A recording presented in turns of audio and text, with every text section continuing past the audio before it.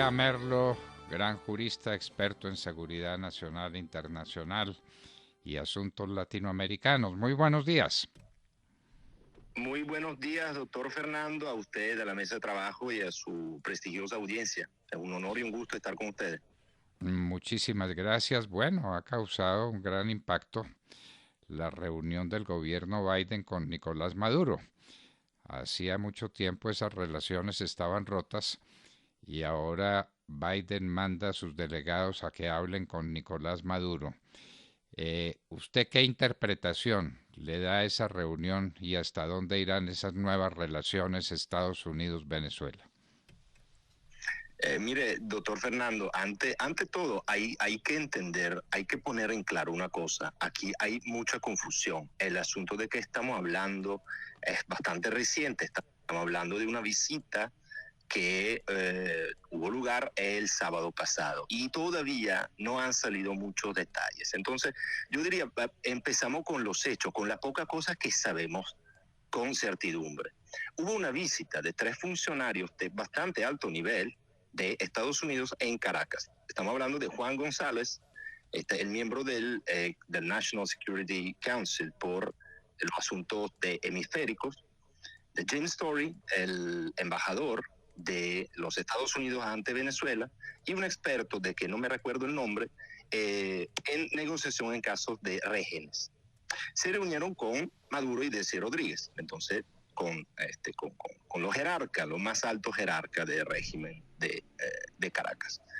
Y los temas fueron posibilidad de relajar sanciones a cambio de un cronograma electoral, liberación de presos estadounidenses. Hay como 8 o 9 presos, no, más bien rehenes estadounidenses en la mazmorra de Venezuela. La visita ha sido también confirmada, y eso está acertadísimo, por la encargada, nada más que la encargada de prensa de la Casa Blanca, Jen Psaki, que ha relacionado la misión estadounidense en Caracas con la búsqueda de crudo para sustituir el crudo ruso que los Estados Unidos no van a importar más. Luego, hay cosas que no sabemos con precisión y esto complica un poquito el análisis. La visita estuvo concordada con el gobierno interino, no se sabe, pero al parecer no. La visita estuvo concordada con el gobierno de Colombia, por ejemplo, el más absoluto aliado de los Estados Unidos en la región. No se sabe, pero al parecer tampoco fue concordada. Se trató de una movida hecha sin que el poder legislativo estadounidense, o sea, el Parlamento de los Estados Unidos, el Congreso y el Senado, etcétera, supiera de eso. Y de esto tenemos testimonio por las reacciones muy duras de Rubio y del senador Menéndez. Han sido inmediatas, durísimas, y sobre todo la de Menéndez sorprende mucho. Tampoco sabemos si va a haber otra reunión, es decir, no sabemos si esa visita marca el comienzo de una negociación propiamente dicha o si se trata simplemente de una iniciativa, por decir así, extemporánea, aislada. Bueno, hay factores que conocemos y que nos pueden ayudar en analizar el asunto, ¿no? Factores que se refieren específicamente a la relación entre Estados Unidos y Venezuela, como usted decía, doctor Londoño.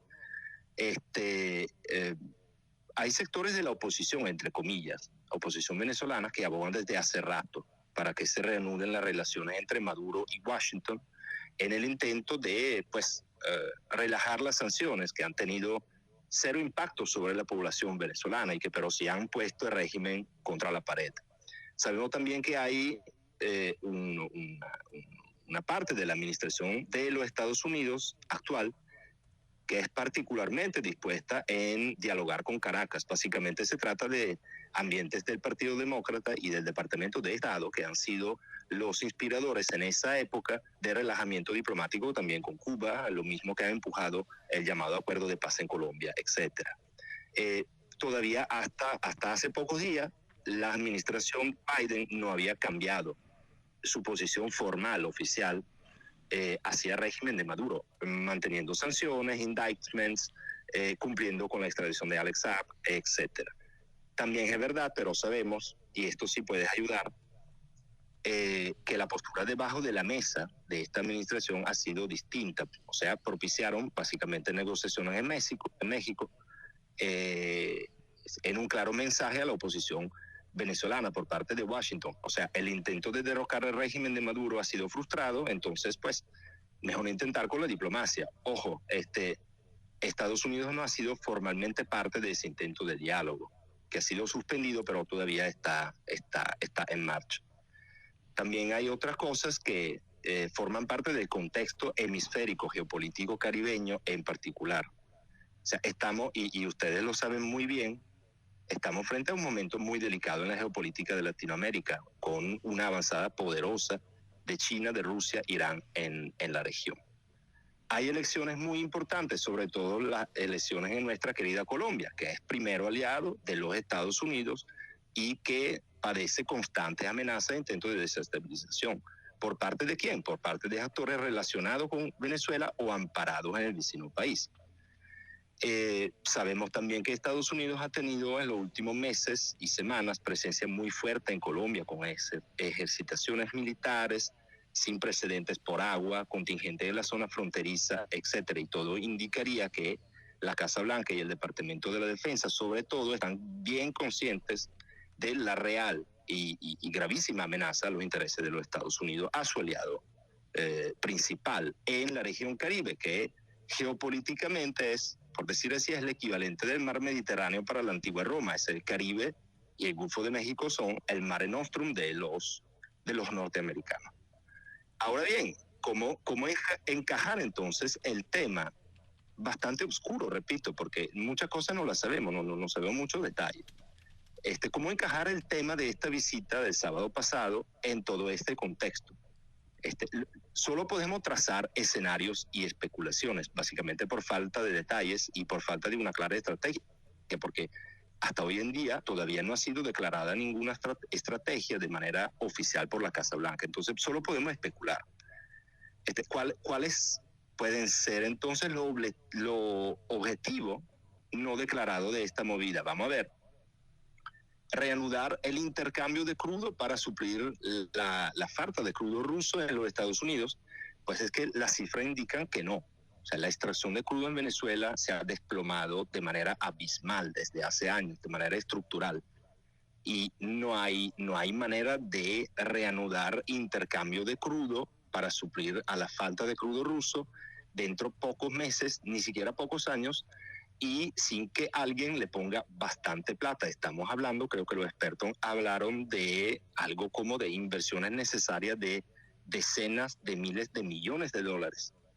Y sin contar que todo eso necesitaría un clima jurídico y político en Venezuela que no va a haber hasta que el régimen de Maduro esté en el poder. Entonces, este objetivo básicamente está fuera de cualquier realidad. Otro objetivo podría ser aislar a Rusia, quitándole paulatinamente una de sus plataformas estratégicas en Latinoamérica. Pues ojalá, doctor Londoño, todo lo queríamos, pero esto parece bastante ingenuo. Aquí no estamos hablando de un simple régimen que tiene una afinidad, digamos, genérica con Moscú, que la relación entre Moscú y el castrochavismo, que es mucho más que Venezuela, lamentablemente, y sobre todo es Cuba, pues es una relación profunda, estratégica y casi que ideológica, en el sentido que comparten la misma visión geopolítica general, o sea, enfrentarse a los Estados Unidos y debilitar de manera estructural el poderío de los Estados Unidos en los asuntos internacionales, en la búsqueda de un nuevo orden mundial multipolar, en donde los Estados Unidos tengan siempre que negociar su espacio en el mundo con China, Rusia y lo que podríamos llamar el eje autoritario. Entonces, lo más probable es que los Estados Unidos estén cayendo en una trampa, si esto es el objetivo, porque estarían creyendo poder reducir los lazos entre Rusia y Caracas a cambio de movidas que solo podrían incrementar los recursos a disposición del régimen de Maduro e indirectamente de Rusia también, para seguir con su plan de agresiva oposición al poderío norteamericano en la región. Entonces, también este objetivo estaría totalmente frustrado y totalmente, pues, ingenuo, o sea, fuera de la realidad. En conclusión, no sé, en la mejor de las hipótesis, o sea, queriendo ver las cosas de manera optimística, ¿no? la mejor de las hipótesis, la visita del sábado pasado ha sido marcada, en mi opinión, digamos, por un espíritu realista.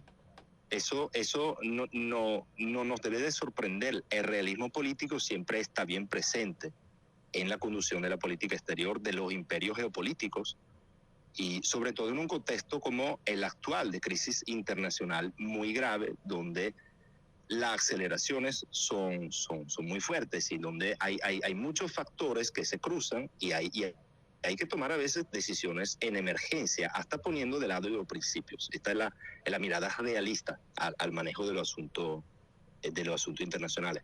El punto preocupante, que no es para nada alentador, aquí es que para nada sirve aplicar el realismo político cuando estamos frente a un actor tan poco confiable, tan peligroso y tan entrelazado con los enemigos estratégicos de los Estados Unidos como Venezuela.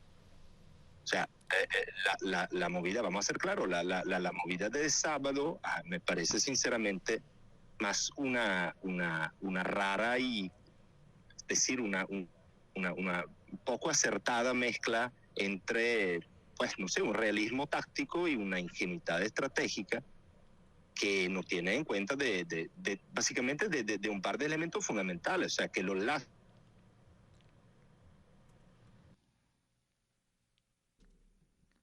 ¿Aló? absolutamente vitales, son estructurales para la permanencia en vida del régimen. Entonces, pues para quitar Rusia del mapa venezolano y caribeño, pues simplemente hay que quitar los aliados de Rusia, así de sencillo, o al menos llevarlos a la rendición, a la capitulación, a través de una estrategia de presión, es decir, mostrar el palo antes que la zanahoria. Aquí parece que se está haciendo lo contrario. Y el segundo factor es que el régimen sí va a tener impacto por la crisis de Ucrania, eso es verdad, y las consecuentes sanciones a Rusia. Pero es que el régimen de Caracas es nada más y nada menos que un sistema que se fundamenta ¿en qué? En la economía ilícita de todo tipo. Y la economía ilícita no le tiene mucho miedo a sanciones, a bloqueo de SWIFT, a congelamiento de activos, etcétera. Entonces, buscar un apaciguamiento con los factores más amenazantes en la región para los intereses de los Estados Unidos, pues podría entenderse con una mirada, repito, realista. Teóricamente, puede también compartirse como objetivo. El punto es que la idea de comprar espacios de paz, entre comillas, con el castrochavismo y con Cuba, en fin, esperando que separe la amenaza constante hacia, por ejemplo, hacia Colombia, es una idea muy, muy naive, que no tiene debidamente en cuenta la naturaleza geopolítica del castrochavismo y su misión en el tablero global. Entonces, la movida de sábado en ese sentido podría resultar una simple avanzada no concertada con los aliados en un intento de forzar el conjunto de los poderes norteamericanos a restablecer lazos con Venezuela y Cuba. Un intento, diría yo, pero sin elementos, repito, sin elementos precisos y concretos. Esto es lo que me parece que se puede oler en el aire. Es un intento propiciado por sectores del Ejecutivo norteamericano y de la industria petrolera de los Estados Unidos, que tiene todavía presencia en Venezuela, pero propiciada también por sectores de la oposición, entre comillas, venezolana, que quieren normalización interna, o sea, una aceptación del status quo.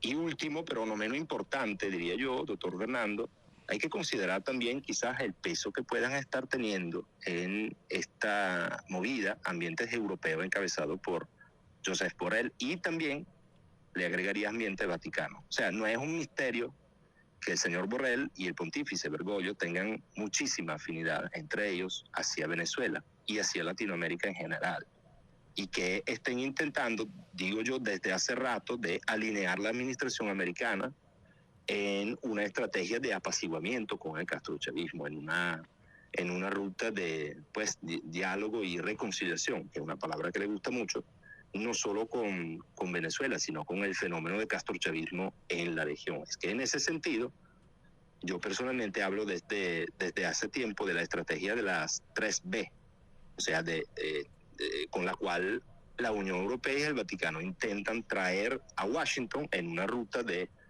acercamiento y paz, siempre entre comillas, con los dueños de la tienda castrochavista, por decir así, y ante todo con Cuba. Si No este es el bien, escenario, pues no es para nada alentador. Entonces los objetivos declarados por los Estados Unidos son totalmente ingenuos o al menos no tienen fundamento en la realidad y esperamos lo mejor, pero de verdad yo no sé qué pensar. ¿Será que hay que esperar detalles más precisos sobre el asunto y confiar sobre todo en la durísima, repito, durísima, creo sin precedentes, oposición demostrada por parte del Poder Legislativo y de la poderosísima Comisión de Asuntos Exteriores del Congreso de Norte? bueno, no bien salieron de Venezuela los delegados de Biden cuando Maduro mandó a la frontera con Colombia 10.000 hombres de tropa y una cantidad de camiones y elementos de guerra. De manera pues que si se trataba de apaciguar la situación con Colombia y de crear alejamiento entre Venezuela y Rusia, el intento fue fracasado. Don Andrea Merlo, muchísimas gracias por acompañarnos y por sus juiciosas reflexiones en torno a esa visita tan difícil de interpretar de altísimos funcionarios norteamericanos a Venezuela. Muchísimas gracias, don Andrea. Muchísimas gracias a ustedes, don Fernando, y un saludo a todos. Andrea Merlo, un jurista muy importante, experto en seguridad nacional e internacional, en inteligencia económica y tecnológica y asuntos latinoamericanos, estaba con nosotros en la hora de la verdad. 6:50 minutos.